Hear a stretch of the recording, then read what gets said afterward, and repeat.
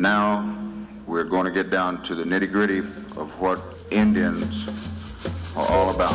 I still say we Indian people are believers in the truth. This is the way of life that was given to your people. You're born an Indian, you're going to die an Indian. Indianness is a good life. You're facing an Indian this afternoon. And good afternoon out there, everyone. Welcome to your number one source for Native American television news, Native News Today. I'm your host, Jason Salzman, from the Muskogee Media Studios here in Okmulgee, produced by the Muskogee Creek Nation. Have a great program lined out for you today. Lots of features to get to, some exciting stuff, some big news on the horizon, a very good guest. Coming up after this very first break, we'll have Mr. Mike Coon in studio talking about a book coming out on his father, Phillip. You don't want to miss it. So come right back with us after this first break. We believe if you teach a man to fish, you can feed him for a lifetime. We believe that transitioning convicted citizens back into our communities enhances public safety. We believe that every citizen, even ex-prisoners, are important and are capable of change. We believe in reclaiming our citizens and investing them back into a culture that embraces healing and restoration. We believe in reintegration. I pledge to embrace and educate offenders in an effort to stop their abuse. I pledge to all women to love them, protect them, and teach them that violence does not belong in our communities and is not our tradition. I pledge to take full responsibility for myself and the women and children of the Muskogee Nation. I pledge to work courageously and audibly to fulfill this pledge for the rest of my life.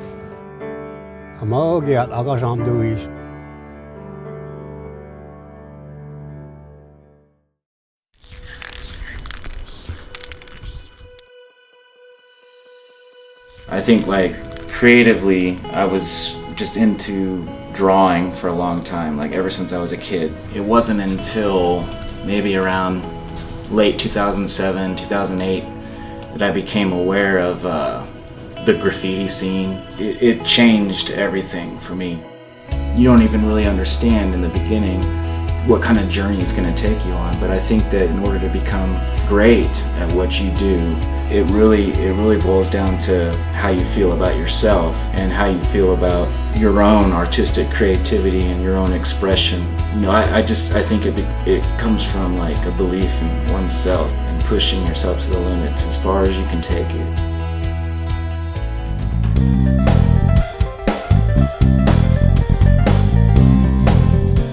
Okay, welcome back to the program, and we are joined now by special guest, Mr. Mike Coon of the known Coon family out there, Muskogee Creek Nation, and everybody knows about Phillip and his exploits in the United States military, survivor of the Bataan Death March, and also his lovely wife, Helen. We miss both of them so much, and then, of course, Mr. Mike Coon here, their son, a veteran himself, and his son as well, so a great military history in your family, and that's why you actually took a trip up to Washington, D.C. here recently. Tell us all about that. Well, we went up to Washington, D.C. because they wanted to honor him and the POWs during the World War II, the greatest generation. So while we went up there to be part of the Flame of Freedom, which that signifies the Gold Star mothers for the loss and that they lost to the country losing their son. Mm-hmm. And so we got to be part of that with the Flame. Going along the Vietnam Wall. Right. And that was real moving and everything. Plus, in our family, we've lost two members in our family to Vietnam, and so we was up there honoring them. Charles Deere and Terry Lewis Deere. They were our first cousins, and so every time we go to Washington, Mom and Dad would always make sure we went to the wall and always respected it, their sacrifice and their service to our family. Absolutely. I bet for you, still traveling and doing these sort of things, I know it brings back lots of good memories for you because you and Phillip, of course, were always traveling together, but still probably a lot of people come up to you and want to talk about him and things like that, right? Yeah, they do. They still come up to me and everything. That's why I get invited to all these events and everything because they said that it's good that I'm still carrying on his tradition, his legacy and everything. And I said that's something that he'd always want, you know, with the nation and everything. He always talked about the nation all the time and said, I'm Muskogee Creek. I'm a Creek boy. And he goes, I made it. No, and so that was, you know, that was his calling card to them. And so when they talk to him, you know, he's humble, he's quiet. He just loves being around veterans. And so when we go to these different events, that's why he's always in demand. Even though he's gone, Right. I mean, it seems like he's still there. And I mean, I know he's there in spirit and everything because, you know, everybody, they tell their stories of how he touched their lives, and Mom and her singing and everything, how, you know, the songs, that her voice and everything, how it carried. And one veteran said you could hear a pin drop when she sang and everything because it got so quiet and emotional and everything. Right. Everybody wanted to listen to her sing. Yeah, exactly. Absolutely. Well, you know, that's one of the things, too, I like that you said there. Even though he is gone here on Earth with us, there's still just an incredible legacy. You know, talk about you and your service as well, but also your son, and had a chance to meet all you guys and over the years, and just to see what good people you are, and really the military service, of course, that's what sticks out at first. But talking about his legacy and the fact that he will live on, that's really going to be evident in this next coming month, because he's got a book coming out on his life, Phillip Coon, that is, and you guys are very excited to be releasing that in June, I believe? Yes, it's we have the paperback version coming out next week. Okay. That's going to be the English version. Okay. We have a limited edition that our language department to Muskogee Creek Nation is working on, and we just don't want to rush it. We're taking our time because this is going to be like the first time a book's ever been published like this, where you have your native language and the English version in there, and then it's also narrated in Creek and English. And so it's one of a kind, so I'm not in a hurry to push it, you know, because this is Dad's life story, and I want every detail and the punctuation, the sentences and everything to tell the story from an orphan boy from age 5, being on his own, his whole life, and then the legacy that, and all the honors that he got through. I mean, not having like today's society, they have mother and father, but you know, he didn't have either one. And so it shows that someone from a small country town like Okemah or Mason can make it, and still, you know, and he just happened to be at the right time. Well, you know, I'm saying not the death martyr, at the right time, but you know, he was there, and he was just part of living history that just continues on and on. I cherish all the times he would sit in my office and tell me stories and things like that, and I just feel like I've already read a few pages out of that book, but I still cannot wait for that book to come out, and we're going to give you guys all the information. We've got some special stuff lined up in the next coming weeks, so you definitely want to stay with Native News Today as we get ready to roll out a tribute episode to Phillip and getting the information out on his book. What's the name of the book again? Soldier's Prayer? It's called A Soldier's Silent Prayer. Soldier's Silent Prayer, the life story of Phillip Coon. Man, we cannot wait. Mike, thanks so much for being with us today, and it's glad you made it back safe from your trip. Folks, that book is going to be available on Amazon.com. You can also go to the publishing website. You can go to castpublishing.com. Okay. And it has she has a website there that has tell you to order it, and she has shipping. When you order the book, the shipping would come. And then also in the paperback we have his challenge coin and his patches that you can purchase those individually and stuff. Wonderful. So. All right. Lots of things coming up there, and we're very excited about it. So stay tuned to Native News Today. We'll have more info on that and a tribute coming up as well. So, Mike, thanks for being with us today. Love seeing you, and I love having you here on the program. I appreciate it. Thank you. We'll go to another break. We'll be right back, but don't go anywhere. Native News Today will be right back.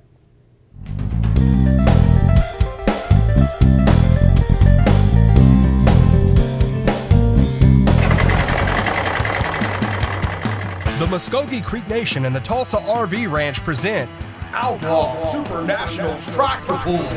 Friday, May 29th and Saturday, May 30th at 8 p.m. Featuring Pro Stock, modified two-wheel drive trucks, and modified tractors. Hurry now and get your pit pass for just $20. Tickets are now available by calling 918-267-9000 or by visiting TulsaRVRanch.com. It was life-changing. All the travel. Building character. teaching culture. It's been an honor. Quite an honor.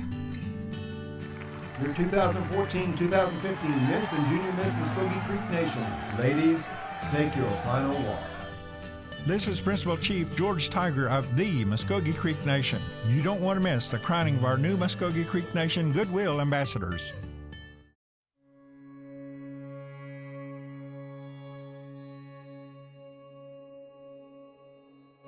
It's more than just an associate degree.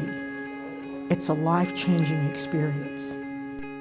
You'll see a lot of cultural features here on the campus. You'll see a symbol of the mound, which goes back to the history of Muskogee people as being in that Mississippian time period, that mound building society. That really welcomes our students whenever they first get here. The college in itself is beyond the building, is the people. They're passionate, very passionate about what they teach, and it shows whenever they're teaching. The instructors and the administration, they really believe in their students here. After a couple classes, I began to notice that it kind of felt as if I were returning back to something that has been lost for like a long time. As I learned more about the history of my people, to discover that there were very many great people that did a lot of good things for their people, for their nations, and that those people were American Indian and Native American, it kind of brings out a sense of pride that was not really there before. There is a future for our people.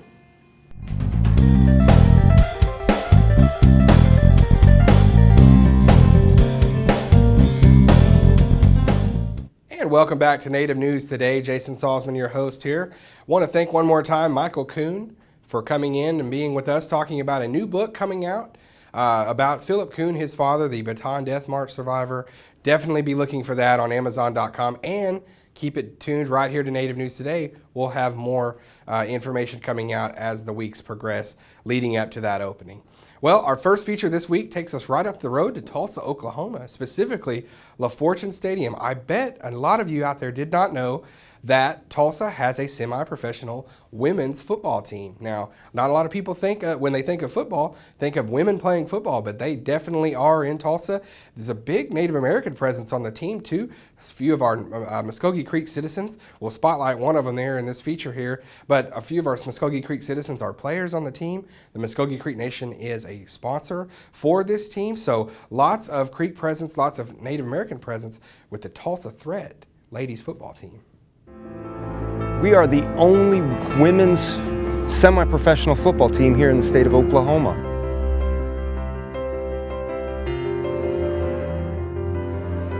They say girls can't play football, which obviously we can play football.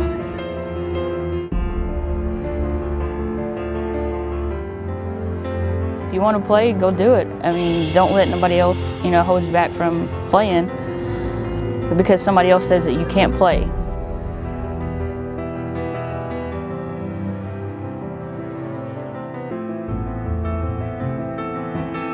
We get the unique honor of representing the entire state of Oklahoma. We play in the Women's Football Alliance, which is a national football league for women's football. So that a lot of people have not realized that there actually is women's semi-professional football, and it's a growing sport.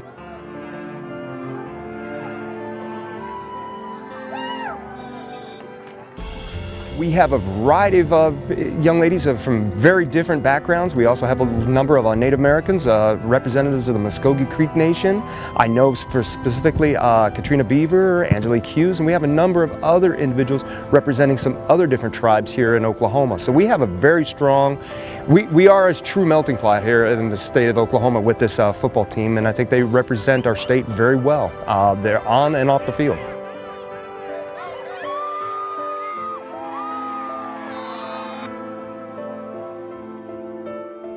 I had a friend that in 2012 was wanting me to try out, and she had a friend that played. She was a quarterback at the time, and her name is Ashley Moran. She's a running back now.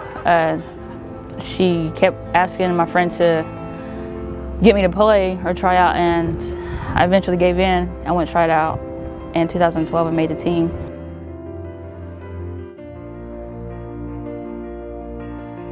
It's an honor to represent the Muskogee Creek Nation and to, represent my people well and to put a positive outlook on the Muskogee Nation. It means a lot because not a lot of, Native Americans or even Creeks are able to come out this far to Tulsa because the majority of them are located in Okmulgee or Okemah or down south from here, and it's a drive for them. So it means a lot to me, to represent the Native Americans or even Creeks because it, gives an opportunity for everybody else to see that we are doing other stuff. All right, our thanks once again to the Tulsa Threat, the coaches, players there, letting us come in and feature that team. They do a great job. The last game, June 13th, that's a Saturday coming up. That'll be your last chance to see them, and they will be home at La Fortune Stadium.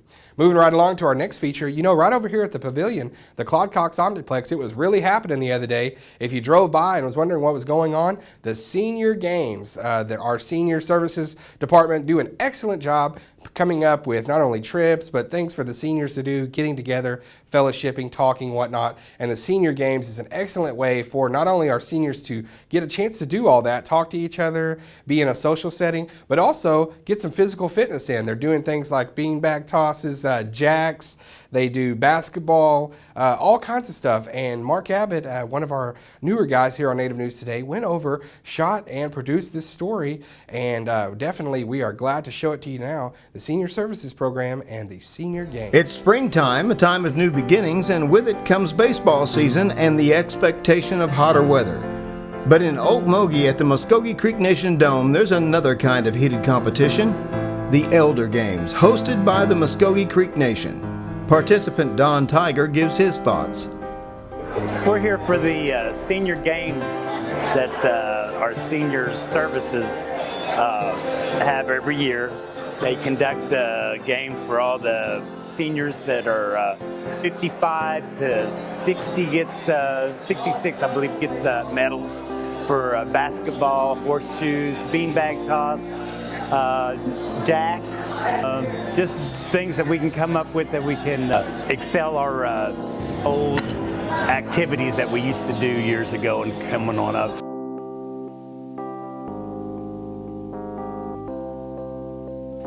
I'm Christy Carson with the Creek Nation Senior Service Program. We are having our 3rd annual Senior Games.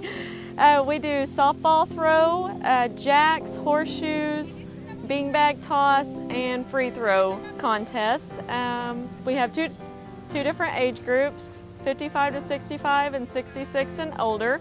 It's for any Creek citizen. That's why we had to break it into age groups, because last year it was all one age group and they just was very competitive against each other. So we wanted to give them a better chance of getting medals. So we actually doubled the amount of medals this year. So there's 60 medals that's able to be won this year. Before the competition begins, prayer is always given, and a light, nutritious meal is served to get the juices flowing and to get the contestants ready for the games.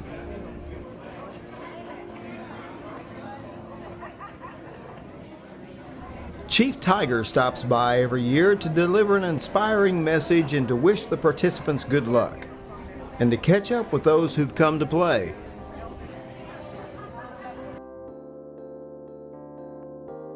The nation's dome always equates good competition, but it's not all fun and games for these seniors. These seniors do business as well, according to Director Steve Wanney. Once a month, we have our senior meeting. Anybody who's able to come who's 55 or older, we have it at the Elderly Nutrition Center here in Okmulgee. And this year, as every year, we allow the seniors they can pick their own colors for the shirts today. They pick their own meal, and they pick the games that they want to play. So we don't tell them what they have to do. They kind of tell us what they want to do, and we kind of go from there. So we just kind of put it together, and we hope that they come out and they enjoy their day, which I'm hoping they have today. I'm just pleased to be here and participate in these games. I think it's a good thing that we have these games for our elders. It's a time of getting together, having fun and fellowship, and and just getting reacquainted. All year long, these athletes look forward to the games, and it appears that nothing could keep them away from the contest. I didn't get to participate last year because I had just had surgery, heart surgery, and but this year I'm looking forward to it. Though they all strive for the thrill of victory in each event, the elders show great love and respect for each other and cheer each other on. Everywhere, all over Creek Nation, we're related, so it's always like coming home and being at a family reunion, and we take part in things like this. So as you can see, the Elder Games are a big, big hit. Or you might even say, they're a ringer. All right, want to thank all the folks out there making that happen. Great thing. There's the Senior Games. Always neat seeing our seniors involved in activities like that, and congratulations to all the winners. Moving right along, our next story takes us to downtown Okmulgee, specifically on our historic Council House lawn there on the square in downtown, as an excavation dig is happening. Really, they're bringing in professors and folks from the University of Tulsa. Our Cultural Center and Archives Department are bringing them in from the University of Tulsa to look there and see if we can find the original placement of the outside wall there at the Council House. It's very important to the Cultural Center and Archives Department that we do everything historically correct in that area. We're getting everything redone. I believe they're going to do some renovation as far as putting up the wall again. So that really went all into this whole movement to get all of that done. This excavation did. And Jared Moore went out there to see what was going on, and now we can show it to you here, the excavation site.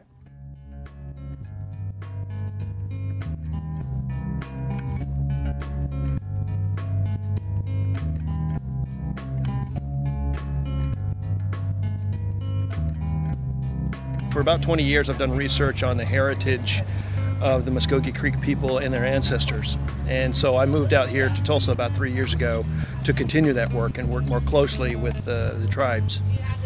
This is an example of that project.